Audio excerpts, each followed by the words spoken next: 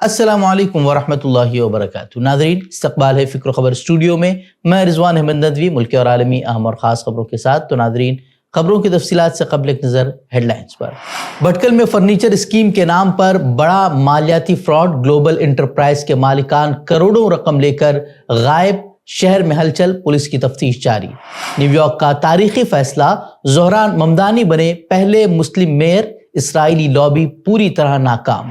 راہل گاندھی کا بڑا الزام، ایچ فائلز کے انکشاف میں ہریانہ اور بہار کے انتخابات میں دھاندلی کا کیا دعویٰ. چنار ریلوے اسٹیشن حادثہ، گنگا اسنان کے بعد واپسی کے دوران 6 افراد ٹرین کی زد میں آ کر ہلاک. تبدیلی مذہب قانون معاملے پر سپریم کورٹ کا راجستھان حکومت کو نوٹس. کینیڈا میں ہندوستانی طلباء کے ویزا مستردگی کی شرح 74% تک جا پہنچی. غزہ میں کسی غیر ملکی فوج کو منظور نہیں کریں گے، حماس کا دو ٹوک پیغام. تو ناظرین، بڑھتے خبروں کی تفصیلات کی طرف. بھٹکل سے اس وقت ایک چونکا دینے والی خبر سامنے آئی ہے. ایک ایسا مالیاتی فراڈ جس نے پورے شہر کو ہلا کر رکھ دیا ہے. لال اسٹریٹ پر واقع گلوبل انٹرپرائز نامی فرنیچر کی دکان کے مالکان کروڑوں روپے وصول کرنے کے بعد نہ صرف دکان بند کر کے چلے گئے ہیں بلکہ گھر خالی کر کے غائب ہو چکے ہیں. ایک مہینے کے اندر عوام سے بھروسہ جیتنے کے لیے انہوں نے رعایتی داموں پر کچھ لوگوں کو سامان ضرور دیا اور پھر اچانک وہ غائب ہو گئے. کہا جاتا ہے کہ لالچ عقل کو چھین لیتی ہے اور یہ واقعہ اسی کا جیتا جاگتا ثبوت ہے. جی ہاں، کچھ دن قبل ہی سوشل میڈیا پر آڈیو میسیجز کے ذریعے عوام کو خبردار کیا جا رہا تھا کہ گلوبل انٹرپرائز ایک مشکوک دکان ہے اور اتنے کم داموں میں لوگوں کو چیزیں ملنا وہ آسان نہیں ہے. مگر افسوس کی بات ہے کہ رعایتی داموں کے چکر میں لوگوں نے وہ باتیں سنی ضرور مگر سمجھی نہیں، اور آج نتیجہ سب کے سامنے ہے. وارننگ کو نظر انداز کرنے والے آج ہاتھوں میں رسیدیں لے کر تھانے کے چکر لگانے کو مجبور ہیں. پولیس کے مطابق گلوبل انٹرپرائز کے مالکان منگل کی صبح تک شہر میں موجود تھے، لیکن جب کچھ گاہک بقایا سامان کی معلومات لینے پہنچے تو پتا چلا کہ گھر میں نہ سامان ہے اور نہ ہی مالکان. دلچسپ بات یہ ہے کہ پہلے چند ہفتوں میں انہوں نے کچھ گاہکوں کو واقعی سامان دیا تاکہ بھروسہ قائم ہو سکے، اور یہی وہ چال ہوتی ہے جو بڑے فراڈیے اکثر کھیلا کرتے ہیں. پہلے سچ دکھایا جاتا ہے تاکہ بعد میں جھوٹ کو سچ مان لیا جائے.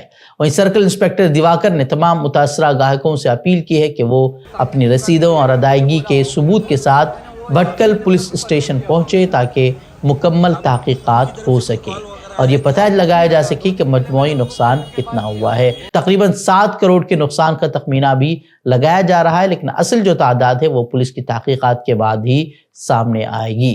وہیں پولیس کے مطابق ملزمان نے صرف 1 ماہ قبل بینک اکاؤنٹ کھولا تھا جس میں معمولی لین دین وہ دکھائی دے رہی ہے، جبکہ اصل رقم زیادہ تر QR کوڈ اور کیش کے ذریعے وصول کی گئی. یعنی کہ فراڈ کی منصوبہ بندی بہت سوچ سمجھ کر کی گئی تھی. ٹینشن घेऊन नका. मी बार तेका सांगलो, माका डोट आहे तुमच्या ऊपर, भरोसा नाही कितना आम्ही जाणे माणसं देते वाटते आणि इतना देता आम्ही या अंगडको चुकवती आमची कधी मी काय भिवची जरूरत नाही. بہرحال جو کچھ ہو، ہر خریدار جانتا تھا کہ یہ فراڈ ہے، لیکن انہیں اس بات کا علم نہیں تھا کہ دھوکے باز اتنی جلدی فرار ہو جائے گا. تو یہ کہنا غلط نہیں ہوگا کہ یہ دھوکہ نہیں، یہ لالچ کا انجام ہے. نیو یارک شہر نے ایک تاریخی فیصلہ کیا ہے. 34 سالہ democratic socialist Dhahran Mamdani mayor کے الیکشن میں شاندار کامیابی حاصل کر کے شہر کے سب سے کم عمر اور پہلے مسلم میئر بن گئے ہیں. New York will remain a city of immigrants, a city built by immigrants, powered by immigrants, and as of tonight, led by an immigrant. Mamdani, جنہیں ابتدا میں ایک آؤٹ سائڈر سمجھا جا رہا تھا، انہوں نے کرایہ کنٹرول، مفت بس سروس اور عوامی بہبود جیسے وعدوں پر مبنی مہم چلائی. انہوں نے کسی کارپوریٹ یا سیاسی فنڈنگ کے بجائے عوامی عطیات پر انحصار کیا، جبکہ ان کے حریف سابق گورنر نے کروڑوں ڈالر کی مہم چلائی مگر شکست سے دوچار ہوئے. انتخابات میں کل 4.5 ملین رجسٹر ووٹرز میں سے 2 ملین سے زائد نے ووٹ ڈالے، جو کہ 1969 کے بعد سے سب سے زیادہ ٹرن آؤٹ مانا جا رہا ہے. ممدانی نے 50% سے زائد ووٹ حاصل کیے اور فلسطین کے حق میں ان کا واضح موقف اور اسرائیل کے حملوں کو نسل کشی قرار دینا نوجوان ووٹروں میں ان کی مقبولیت کا سب سے بڑا سبب بنا۔ مہم کے دوران انہیں اسلاموفوبیا، نفرت انگیزی اور دھمکیوں کا سامنا بھی کرنا پڑا، مگر انہوں نے مثبت انداز میں پیغام دیا۔ ان کی جیت کو ورکنگ کلاس کی جیت اور امریکی مسلم سیاسی شمولیت کا تاریخی موڑ قرار دیا جا رہا ہے۔ زہران ممدانی 1 جنوری سے اپنی ذمہ داریاں سنبھالیں گے، جہاں انہیں ہاؤسنگ بحران، پولیس اصلاحات اور معاشی دباؤ جیسے بڑے چیلنجز کا سامنا ہوگا۔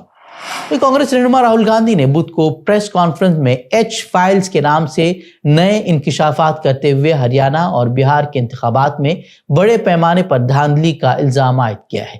انہوں نے کہا کہ ہریانہ میں کانگریس کی یقینی جیت کو ووٹ چوری کے ذریعے شکست میں بدلا گیا تھا اور اب یہی عمل بہار میں دہرایا جا رہا ہے۔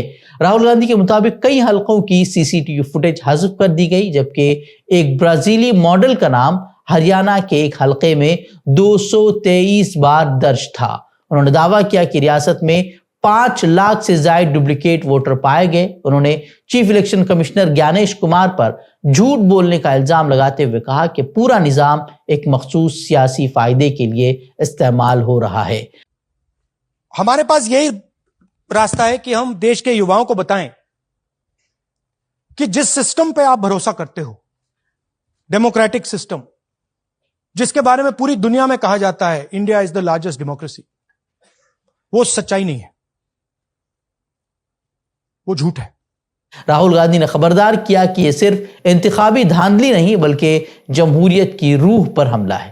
انہوں نے نوجوانوں سے اپیل کی کہ وہ سچائی اور عدم تشدد کے راستے پر چل کر جمہوریت کو بچانے کا کام کریں۔ میں یوتھ سے کہتا ہوں، جین زی سے کہتا ہوں، ہندوستان کے ناگرکوں سے کہتا ہوں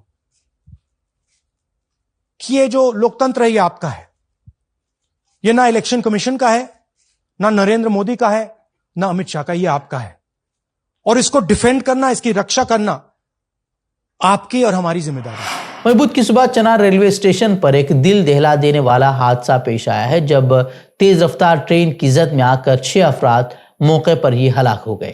تمام ہلاک شدگان گنگا اسنان کے بعد اپنے گھروں کو واپس لوٹ رہے تھے۔ آئینی شاہدین کے مطابق مسافر ایک ٹرین سے اترنے کے بعد جلدی میں دوسرے پلیٹ فارم پر جانے کے لیے پٹری عبور کر رہے تھے کہ اسی دوران ایک تیز رفتار ٹرین وہاں سے گزری اور کئی لوگ اس کی زد میں آ گئے۔ حادثے کے بعد اسٹیشن پر افراتفری مچ گئی۔ ریلوے پولیس کے مطابق یہ افراد وارانسی جانے والی ٹرین پکڑنے کے لیے جا رہے تھے۔ وہیں زخمیوں کو اسپتال منتقل کر دیا گیا ہے، جبکہ لاشوں کی شناخت کا عمل جاری ہے۔ سپریم کورٹ نے راجستھان کے تبدیل مذہب ایکٹ 2025 کو چیلنج کرنے والی عرضی پر سماعت کرتے ہوئے منگل کو ریاستی حکومت کو نوٹس جاری کیا ہے۔ یہ عرضی انسانی حقوق کارکن جان دیال اور وکیل ایم حذیفہ کی جانب سے دائر کی گئی ہے، جس میں کہا گیا ہے کہ قانون کی متعدد دفعات شہریوں کے بنیادی حقوق کی خلاف ورزی کرتی ہے۔ جسٹس وکرم ناتھ اور جسٹس سندیپ مہتا کی 2 رکنی بینچ نے اس عرضی کو پہلے سے زیر سماعت مفاد عامہ عرضی دشرت کمار بنام ریاست راجستھان کے ساتھ منسلک کر دیا ہے، جس پر پہلے ہی نوٹس اور حکم امتناعی جاری ہے۔ عرضی گزاروں کے مطابق یہ قانون تمام ریاستی قوانین میں سب سے سخت ہے، کیونکہ اس میں اجتماعی تبدیلی مذہب پر 20 لاکھ روپے جرمانے اور 20 سال تک قید کی سزا مقرر ہے۔ ان کا کہنا ہے کہ دفعات شہری آزادیوں، قانون کی حکمرانی اور اختیارات کی علیحدگی کے اصولوں کے منافی ہیں اور اقلیتوں اور پسماندہ طبقات پر منفی اثر ڈالتی ہیں۔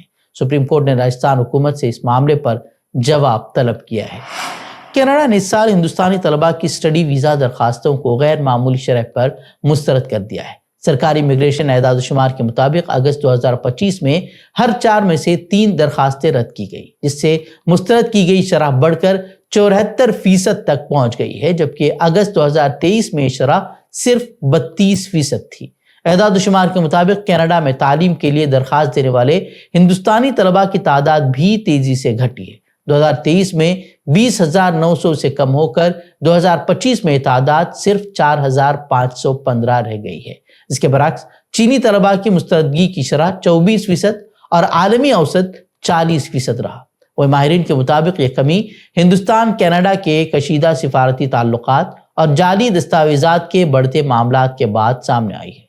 کینیڈین حکام نے بتایا کہ 2023 میں 1500 سے زائد جعلی قبولیت کے خطوط پکڑے گئے، جن میں زیادہ تر کا تعلق ہندوستان سے تھا، جس کے بعد توثیقی نظام کو سخت کر دیا گیا ہے۔ وہ ہندوستانی سفارت خانے نے بیان میں کہا ہے کہ ہندوستانی طلبہ طویل عرصے سے کینیڈا کے تعلیمی اداروں کے لیے قدر و وقعت کا باعث رہے ہیں، تاہم کئی یونیورسٹیوں نے بتایا کہ اس سال ہندوستانی داخلوں میں 2/3 کمی واقع ہوئی ہے۔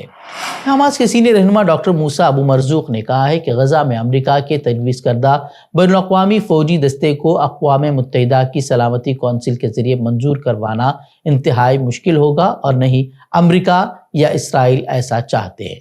ابو مرزوق نے واضح کیا کہ حماس کسی غیر ملکی فوجی قوت کو قابض اسرائیل کی جگہ قبول نہیں کرے گا، اور امن برقرار رکھنے والی فورس صرف فلسطینیوں پر مشتمل اور غزہ کی انتظامی کمیٹی کے ماتحت ہونی چاہیے۔